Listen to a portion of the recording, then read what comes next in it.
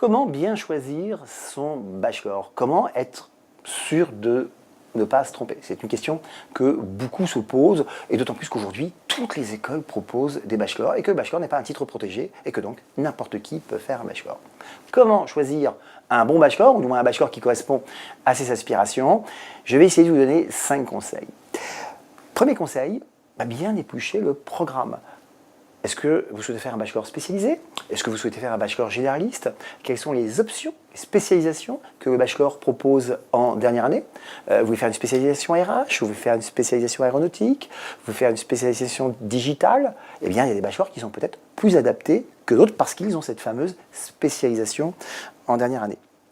Est-ce que le bachelor propose des séjours à l'international? Est-ce que c'est un critère pour vous de passer un semestre d'études, ou peut-être un peu plus, à l'international? Quels sont les partenaires internationaux? S'agit-il d'universités ou d'établissements connus?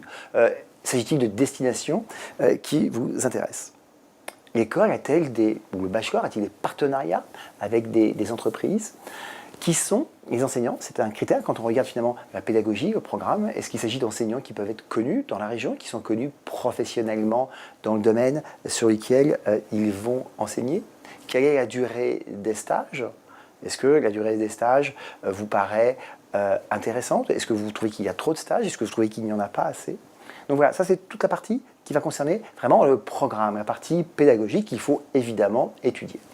Deuxième critère, qui est un des critères importants, est la notoriété de l'école. Alors, le bachelor n'est pas protégé. Je vous l'ai dit, n'importe qui peut faire un bachelor. Donc, ce qui compte, c'est quand même la notoriété de l'école. Alors, la notoriété de l'école, on la juge comment? Voilà, tout le monde connaît les grandes écoles nationales. Il y a des écoles en région qui sont plus connues que d'autres. La notoriété, ça s'apprécie aussi au regard des accréditations. Des établissements ont des accréditations internationales, même si ces accréditations ne sont pas données pour le bachelor. Si ces écoles ont des accréditations pour leur programme majeur, on peut légitimement supposer que le bachelor est une bonne formation et rentre dans cette démarche de qualité. Il y a des formations qui, effectivement, sont aussi visées, reconnues. Donc ça, il faut bien regarder toute la partie accréditation qui participe à la notoriété de l'école. Donc vraiment, facteur important, la notoriété de l'école.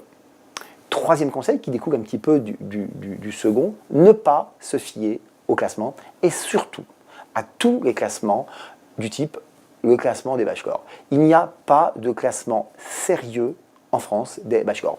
Vous pouvez trouver des classements des grandes écoles de management qui sont faits par des supports, soit internationaux, on pense notamment à celui du Financial Times, voilà, qui fait un classement des grandes écoles de management, ou bien à d'autres classements qui sont réalisés par des supports spécialisés dans l'orientation. Mais méfiez-vous des classements spécifiquement bachelor, notamment de ceux qui circulent sur les réseaux sociaux ou sur le web. Il n'y a aucune méthodologie sérieuse. Quatrième conseil, ne pas trop accorder d'importance à ce que vous pouvez lire sur les réseaux sociaux et sur les forums. Beaucoup de ceux qui interviennent sur les réseaux sociaux et sur les forums pour discuter des écoles et des formations n'y ont jamais été et ne font que rapporter ce qu'ils ont cru comprendre, ce qu'ils ont cru entendre.